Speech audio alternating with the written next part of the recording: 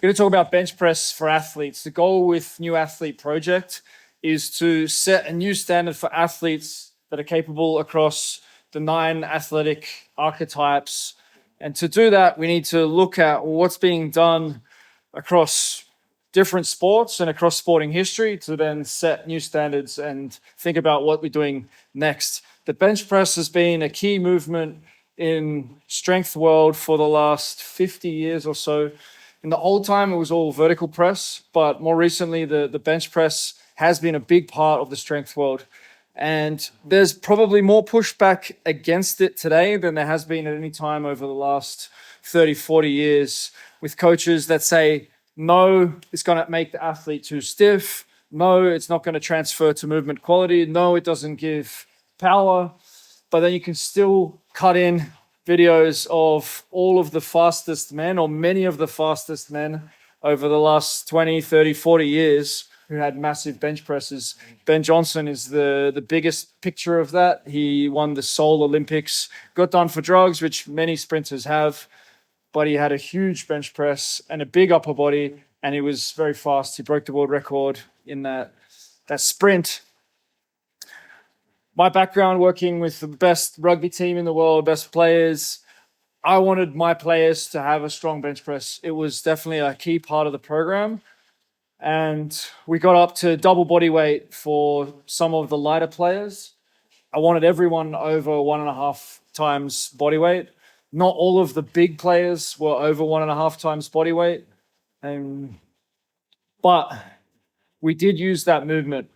Why did we use that movement? What's the case for that movement? Why am I focusing again on bench press? 2026, I've set a target for myself to have best bench press in my life. The last time I had a really good bench press, or the best bench press that I've had, I also jumped the highest that I've jumped. I had a 34-inch vertical jump on the Just Jump mat. And I think that messing around with and learning lots of different systems of strength, I've gone away from that foundation of having force output. And that central component of it is really important. So the ability just to drive the stimulus from the brain to whichever muscles we're choosing, if that stimulus is really strong, if we're able to send a really strong signal, then we're a better athlete than if we can't send that signal. The reason the bench press has come to dominate the upper body is because it's the one that involves the most muscles that we can use the most weight for.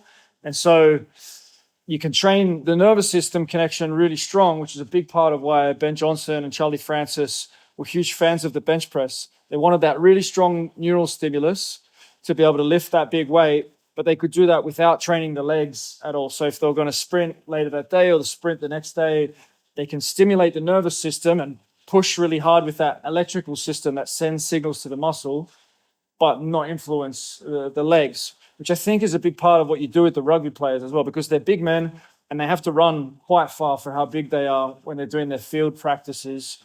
So we tend to do a decent amount of upper body work, and they're doing wrestling. You know, they're a mixed athlete, upper body and lower body athlete, where they need a strong upper body for the wrestle, for the physical components of the game. So this is the big case for it, I think, is that big neural drive. And the best example of this big neural drive is Adam Archuleta and the work that he did with Jay Schroeder. And I first looked at this work back in 2006, 7, 8, was going on the forums, and there was another book came out by a guy named D.B. Hammer, who was like a secret writer. And this is sort of a legendary book that people hardcore in the world of athletic development, they know about D.B. Hammer, and they've looked at the methods. It's been like this mystical thing in the background for the last 20 years. But with Instagram and Reels, with other footage going viral this last sort of year or two, the Archuleta stuff's come back out and people have been looking at it. Archuleta benched 31 times 100 kilos in the combine. So 31 repetitions at 100 kilos. A lot of men can get one at 100 kilos. Good athletes can get 10 to 20, but 30 is freakish. And it was the record for his position at that time. But what's more interesting than the 31 repetitions is the fact that they weren't focusing on him being really, really strong in the bench. What they were focusing on was him having that really good nervous system and the elastic abilities So they were training elastic abilities, they were training the signal from the brain to the muscles, and he became one of the greatest. He set new standards, and he was known in the league. He got into the league because of that training. It's basically like a Chinese weightlifter kind of mentality and system. Twice a day training, very strict, very serious, full lifestyle. And he did that for 4 years, 5 years maybe. And then he set those standards at the combine. And then he had his first rookie season, I think, in the NFL. He did really, really well as well. But it's largely been ignored because I guess Jay Schroeder, the guy who was coaching him, he was quite secretive about his stuff, and he hasn't wanted to be famous, and he hasn't published that much stuff. And so it's kind of been forgotten of like how do you forget that case study? How do you ignore that case study? Then Schroeder started to talk later. I think it was after the combine that they started to do the extreme ISOs, and a lot of people are talking about the extreme ISOs now in the long duration. But that wasn't how it started with Archuleta. And I like this. This is what I'm really about this year, 2026. Is like building the elastic abilities. I'm not so much interested in having the powerlifter abilities of like just making a really slow lift down, slow pause, make the lift with a bit of a grind. That's not what I'm interested in. I want to be able to bounce the weight and maybe have 31 repetitions at 80 kilos or 85 kilos body weight. It's kind of what I'm thinking.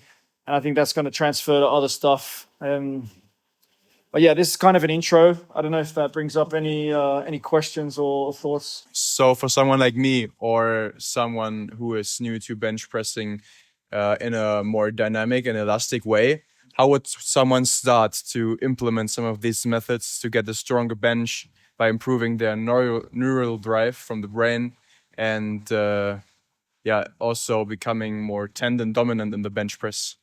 Yeah, so the traditional Russian answer to this is like get really strong first, and then we can use the shock method. That's basically what's been spoken about for squats.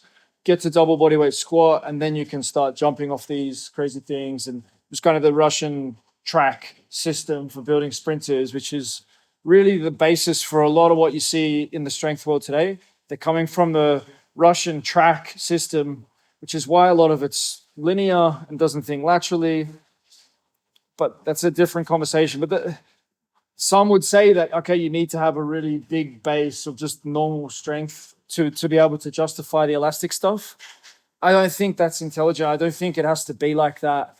If you look at, the Kazakhstan boxers and the Dagestanis and the Georgians, they're training a lot of this elastic high volume stuff, and they don't really care about what their maximum strength is. And they're doing it more towards, like, boxing is more of an endurance sport. So like higher volume and staying elastic for many rounds for a long time. But if you can do that, then it's going to have carryover. I'll give you another example. It was with Westside Barbell and Louis Simmons, one of the greatest powerlifting coaches, definitely the most innovative and creative powerlifting coach who really influenced the world of powerlifting very deeply. He would have MMA fighters do like 5-minute sets of the dumbbell bench and things like that. And even for his guys who only had to make one lift, they would do super long sets. So I wouldn't be concerned that, he's not strong enough yet, therefore he can't do this. I would say just getting the other way, like do a lot of repetitions with a really lightweight to feel comfortable with it. To get the tissues prepared. Yeah. Like go lighter than you think that you need to go. Understand the range stuff, short range, long range, do short range work before, or even, so short range work would be when you're near lockout and the muscle only has to shorten a little bit. For the extensor muscles, they really love high volume of this lockout stuff.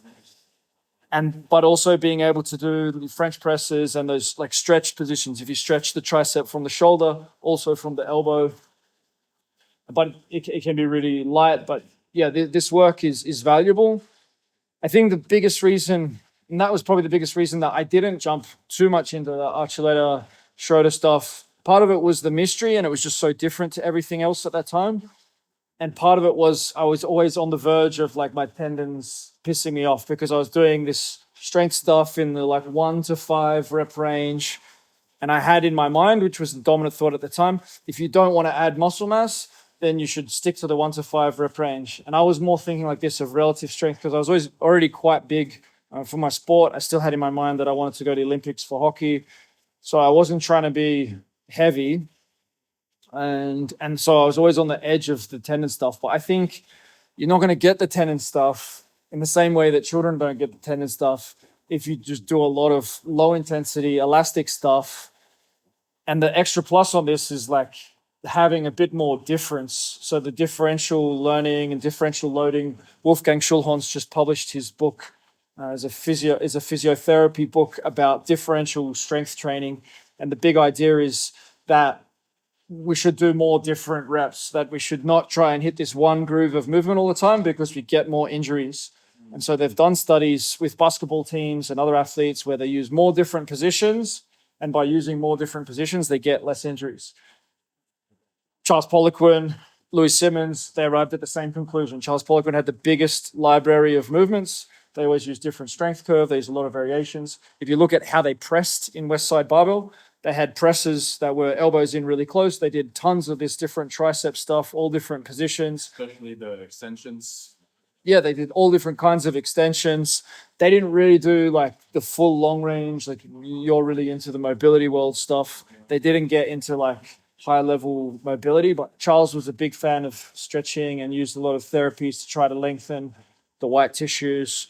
So if you combine lengthening the white tissues, the range concept, doing some short range stuff for therapy and to prepare the tissues, doing some long range stuff, doing a lot of lower intensity, and then also hitting different movement patterns. You can do that with the barbell. You might get kicked out of the gym if you're like stirring, if you're getting out of the normal grooves, you're tipping it a little bit to one side and such.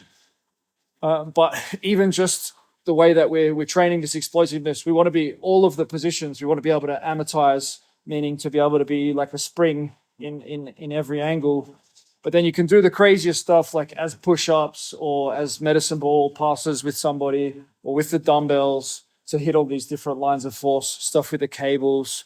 If you don't want to look like a complete, freak in the gym, well, hopefully like 10, 20 years from now, or even faster, the way things can change in the modern world, this idea of differential and people will get out of the groove to be able to tolerate it. Because a lot of people would be like, you watch that Archuleta stuff and you're like, my pec would be torn straight off, my triceps would be torn straight off. But that's the point, is that he's progressed that up to the point where he can do the stuff that probably would destroy a lot of athletes, and it doesn't destroy him, which means that he has an advantage. That means clearly that he is a better athlete. Yeah. So you just have to be calm with it, take the ego out, use lighter weights than you think. I've been doing a lot of it with 20 kilos. I've been doing a lot of it with 40 kilos. And already within 3 weeks of playing around a lot with this, I can feel that I'm much more comfortable to drop and catch. And it really, Archuleta says it in some of the interviews, like eventually you want to let go of the numbers, the attachment to the numbers. It's nice to see that you can do more, but really if you're thinking about athleticism, if you stop chasing that top number and think about what you can move fast, I think that's where great things are going to happen. In that video, I'm pretty sure he has like 80 kilos on a fat bar. You can't tell how much the fat bar weighs, but he has around 80 kilos on there, and they're doing like, crazy fast drops, isometrics, which is probably about 50% of his 1RM. I'm guessing he could have benched 160, maybe he was benching like 180, but somewhere around that 50%. What do you think would be the biggest applicable takeaway for the viewer right now? The biggest takeaway is realizing that there's value in bench press, and it's not just about driving up your 1RM. What's your best bench? Use bench press as a tool to develop your brain. Use the bench press as a tool to develop your tendons. If you want it also for a bit of ego and for a bit of a testosterone boost and for a bit of, big pecs at the beach, cool.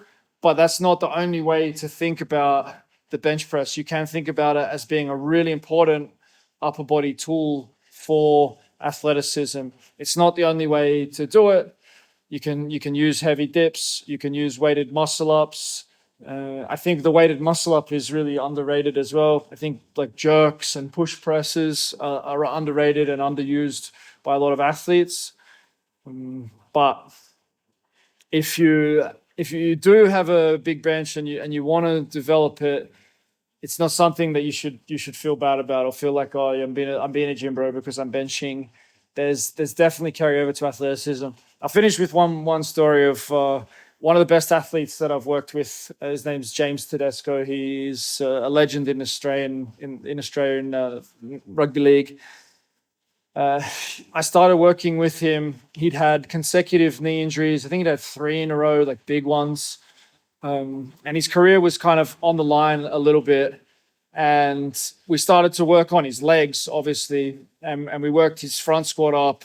And he was able to deep front squat 100 kilos for reps. And that was like a big breakthrough to be able to just get smooth and strong in his lower body. By no means an impressive lift, but at the same time, he was trained in the upper body, and he was able to bench press. We were doing dents. We were using dents in the system, and he got up to 10D1 at 170 kilos. So he was about 92 kilos maybe at that time. I think he plays at like 97. He's got a bit heavier as he's gone on through his career, but he was benching 170 on the minute for singles, and that was who he was, like extremely powerful nervous system. He's a very fast athlete and he's had a great career. He's very hard to stop. Part of it is his ability to hold off defenders and such. But if you get the opportunity to work with an athlete who is bench pressing nearly double body weight, chances are they have a phenomenal nervous system. You should also take heed of, like, if that nervous system is powering the legs, you want those legs to be structurally very strong as well, because there's a really strong signal coming to them. So if the signal's really strong, then we need to have strong hardware and ability to deal with that. But yeah, this was maybe some inspiration also for those who want to be fast and athletic. It's not something to look down on if you have that big bench press and that big neural output. If you'd like to learn more about New Athlete, just check out the details in the description below. Camps that are coming up, membership, training programs, all the good stuff. Check it out.